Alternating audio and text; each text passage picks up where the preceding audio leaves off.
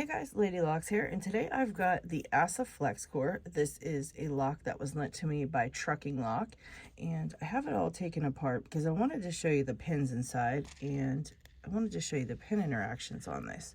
The bitting of this key is insane, and I thought it would be cool to show the pin interactions. So here's what we've got inside. It's got 3 chambers that have the master wafers in them, and then 2 with just the barrel spools. And check out that teeny tiny barrel. That's the cutest barrel I've ever seen. I can't even believe it. Now this one was super easy for me to pick once I figured it out. I expected it to pick like all the other barrel locks that I've picked, ASSA barrel spools that I've picked, and it did not. I had the really hard time getting the hang of this lock. I was using super heavy tension, thinking that, you know, I had to work these barrels up through the milling. So I was clicking and clicking and clicking them. And, you know, soon I found that that's not working. Something's going on here. And I let off the tension and was picking with very light tension. I mean, you wouldn't expect to pick a barrel with light tension, but I tried it and it worked. There's no milling, over milling or counter milling inside of this lock. And I kind of guessed that as I was picking, because I've picked ASSA barrels with counter milling and they are treacherous, and this one was super easy once I've, you know, figured it out. And there's no way you could set barrel spools with such light tension, I don't think, otherwise. So yeah, as you can see in here, there's just nothing. No milling at all. Made a really big difference in how to pick this lock. So I suggest if you do have one like this, the Flexcore, do not, you know, don't go heavy on the tension and get all crazy, because you don't have that milling and things in there. So you don't really need to do much except just pick it like any other type of pin.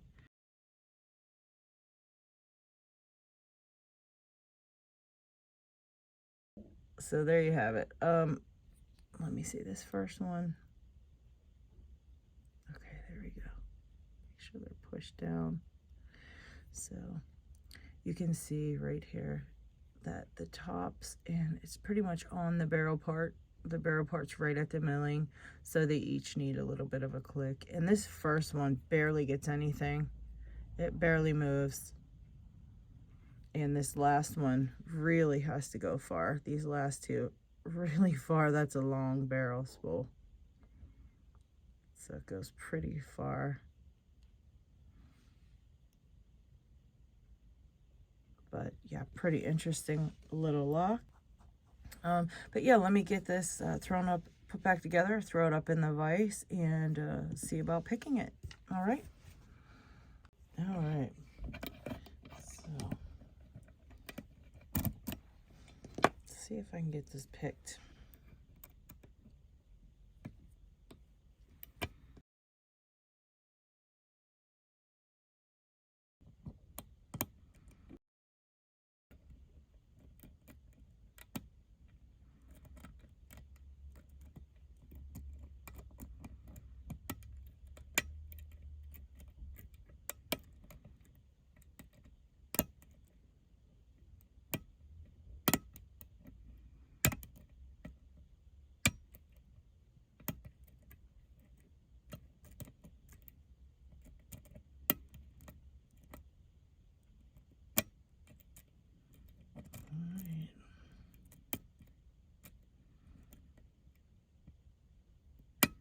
There it is.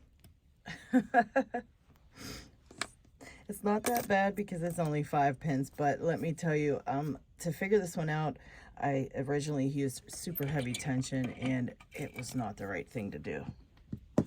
This one just required some pretty light tension to get it to open. So, all right. Where are my tools? Here we go.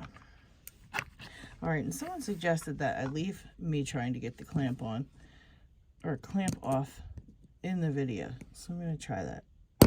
Let's hope I don't make a mess of things. But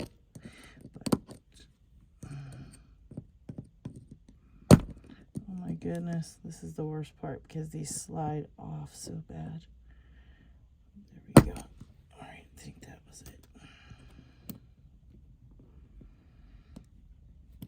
There it is, I think. Nope. Oh, one more little push. I think. There we go. Okay. Goodness. All right. I think I'm going to leave it turned. I don't think I'm going to put the key in because I want to see where I picked this with what pins, because this one actually has master wafers in it, and I'd like to see if I picked a lot of the master wafers or just a couple or what. All right, position. Okay. And sorry if you hear any construction or pounding or hammering or anything out there. I've got some work going on out front street, and they're super annoying. Okay. Let's see here. All right.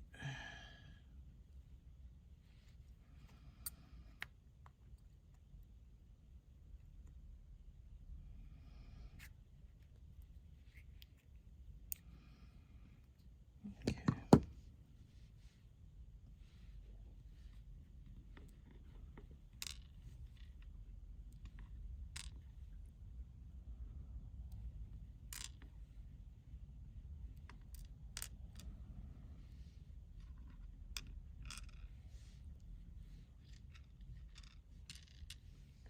All right, I think, let's see. Let me twist these around a bit.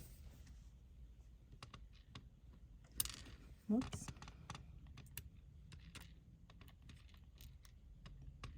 Yeah, they do have master wafers in them. I'm not sure how many chambers have it until we finish gutting it. So let's see here. All right. And I don't know about any countermilling in this. Yeah, there's no countermilling at all, and there's no overmilling at all. Totally smooth. And that's what makes this one so easy to pick. There's no milling in this at all. Nothing. Totally smooth all the way through it.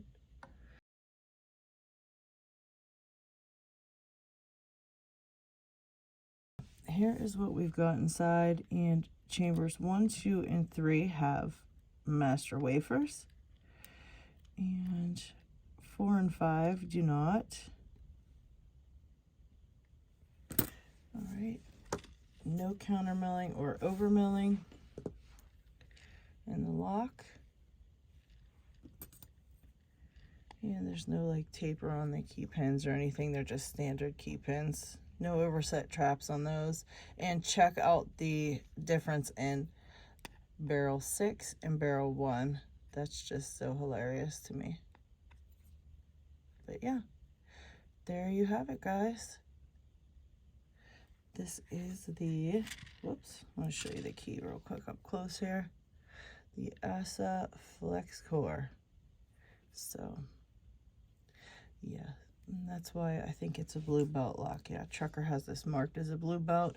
But yeah, that's why it's a blue belt lock. There's no milling in here, which makes it, you know, just the actual barrel pins that you're picking, and they don't really get stuck in the milling. And that's actually the hardest part of picking barrel spools, I think, is them just getting completely stuck in the milling, and you have to work them out of there step by step. But with this one, it was just picking them, you know, getting them up over the shear line. So, all right, so there you have it. Thank you again, Trucker, for lending me this lock. Very cool little lock. Pretty fun to figure out, especially with the bitting of this key. You got a pretty good one. So, pretty neat. All right, guys, thanks for watching. If you like this video, please click the like button. And if you like my channel, please subscribe. Take care, guys.